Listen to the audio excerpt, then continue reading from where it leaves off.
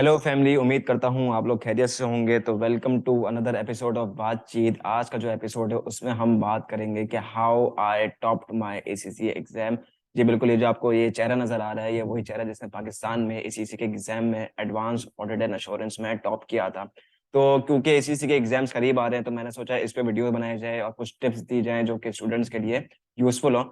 तो पहले तो मैं बता दूं थोड़ा सा बैकग्राउंड के एडवांस ऑडिट एंड एश्योरेंस जो है मैंने सर उवैस मिर्चा वाला से पढ़ा था। मिर्चा वाला सब ऑफ अकाउंटेंसी के वो एक टीचर है, बहुत ही जबरदस्त टीचर है। उनकी टीचिंग स्किल्स काफी अच्छे हैं। अगर मैं सिर्फ एडवांस ऑडिट एंड एश्योरेंस की बात करूं तो उसमें उन्होंने जो है अपनी क्लास में ऐसा माहौल बनाया हुआ था कि भाई वो सिर्फ ये नहीं कि भाई कोर्स आउटलाइन बता दी, कोर्स में क्या क्या समझा दिया, ट्रिक्स एंड ट्रिक्स दे दी, बल्कि वो जो है मतलब मल्टीपल क्वेश्चन जो हैं, बहुत सारे क्वेश्चन पास्ट पेपर्स के वो क्लास में ही प्रैक्टिस करवा दिए थे। वो क्या करते थे कि भाई वो खुद ड्राफ्ट करते थे, तो आपकी इसकी ड्राफ्टिंग स्किल जो है बहुत अच्छे से क्लियर हो जाती थी। और उसके अलावा ये कि कोई भी आपको डाउट्स होते थे तो वो हमेशा जो है वो हमेशा वहीं होते थे आपको आंसर्स करने के लिए। और बाकायदा उन्होंने बहुत सारे क्वेश्चन जो है वो क्लास में प्रैक्टिस करवाए थे, बहुत सारे क्वेश्चन उन्होंने खुद ड्राफ्ट किए थे। और फिर अगर आप ड्राफ्ट करो तो वो आपको क्वेश्चन आंसर्स को चेक भी करते थे। तो मैंने क्या किया था भाई, आपने जो है और आपने भी यही फॉलो करना है जो मैंने किया था। अगर आपको अच्छे मार्क्स से पास होना है तो मैंने सबसे पहले उनकी जो जो भी जितनी भी क्लासेस थी मैंने वो सारी क्लासेस कवर की थी। सबसे पहले मैं उनको हमेशा हर क्लास में होता था, सारी क्लासेस मैंने अटेम्प्ट की थी। और उसके अलावा मैंने उसके कुछ नोट्स वगैरह भी बनाए थे। और सिर्फ यहीं पे ही बात खत्म नहीं होती, जो एसीसीए मांगता है वो ये कि सेल्फ प्रैक्टिस। उनकी क्लासेस लेने के बाद मैं सेल्फ प्रैक्टिस बहुत की थी। और सेल्फ प्रैक्टिस मैंने इस तरह से की थी कि भाई मैं खुद एक एग्जाम का माहौल बनाता था। और माहौल बना के मैं एक टाइम देता था, टाइम लिमिट, और उसी टाइम लिमिट में क्वेश्चन जो है वो अटेम्प्ट करता था। और क्वेश्चंस अटेम्प्ट करने के बाद मैं अपने आंसर्स जो है वो एग्जामिनर आंसर से कंपेयर करता था। क्योंकि जाहिर सी बात है भाई, P7 में लोग सबसे बड़ी गलती क्या करते हैं, वो ये कि एग्जामिनर मांग रहा होता है ए, आप जेड से शुरू करते हो और फिर जाके आप एग्जामिनर को ए बताते हो। तो ऐसा नहीं करना होता। आपने P7 में टू दी पॉइंट बात लिखनी होती है। आपको ये अगर ये लगता है कि भाई इधर उधर घुमा के मैं बहुत सारी बातें लिख के फिर मैं उसको टू दी पॉइंट बात दूंगा, मतलब ये है कि पहली लाइन में बताने के बजाय कि भाई एग्जामिनर क्या मांग रहा है, मैं जाके छठी सातवीं लाइन में अपने पैराग्राफ के एग्जामिनर को बताऊं कि हाँ भाई ये वो चीज थी जो तुम मांग रहे हो, तो एग्जामिनर जाहिर सी बात है पेपर पढ़ते हुए बोर हो जाएगा, उसको प्रोफेशनलिज्म नजर नहीं आएगा। याद रखें, आप प्रोफेशनल का एग्जाम दे रहे हैं, आपने प्रोफेशनलिज्म पेपर को अटेम्प्ट करते हुए भी दिखाना है, आपने एग्जामिनर को इम्प्रेस भी करना है।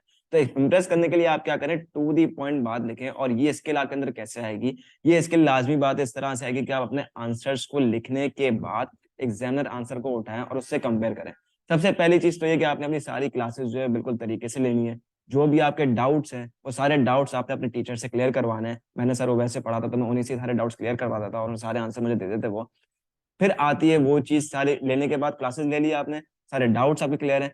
फिर आता है सेल्फ प्रैक्टिस। उसमें आपको क्या करना है कि पेपर्स जो हैं, जो भी आपके पास्ट पेपर्स हैं वो आपने अटेम्प्ट करने हैं। अटेम्प्ट करने के बाद आपने एग्जामिनर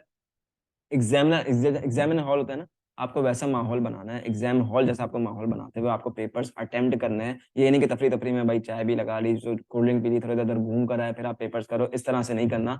बाकायदा आपको बैठ के प्रॉपर सेटिंग लगानी है, आपने सारे आंसर्स आपने लिखने हैं। और लिखने के बाद आपको एग्जामिनर आंसर सारे आंसर मैच करने हैं। और कंपेयर करते हुए आपको एहसास हो जाएगा भाई एग्जामिनर आंसर जो है वो किस तरह के और आप कहाँ खड़े हो। और कोशिश करें कि वो आंसर्स को आप रीड करें। रीड ऐसे नहीं कि आपने भाई कोई ऐसा ये उंगली घुमा ली, नहीं, प्रॉपर आप समझ के करना है कि भाई एग्जामिनर अगर क्वेश्चन पूछता है तो वो किस तरह का उसका आंसर चाहता है। जब इस तरह से आप कर लोगे ना तो आपके अंदर खुद ही एक स्किल डेवलप हो जाएगी और आप भी वैसे ही आंसर्स लिखने जा रहे होगे जो आपको एग्जामिनर मांग रहा होगा। एग्जामिनर आंसर्स खुद जैसे लिखता होगा आप भी उस तरह के आंसर्स लिखने लग जाओगे। तो जाहिर सी बात है, जब आपके आंसर्स जो हैं उसकी चाहत के करीब होंगे तो वो मार्क्स देने में खुश होगा और आपको मार्क्स भी मिलेंगे।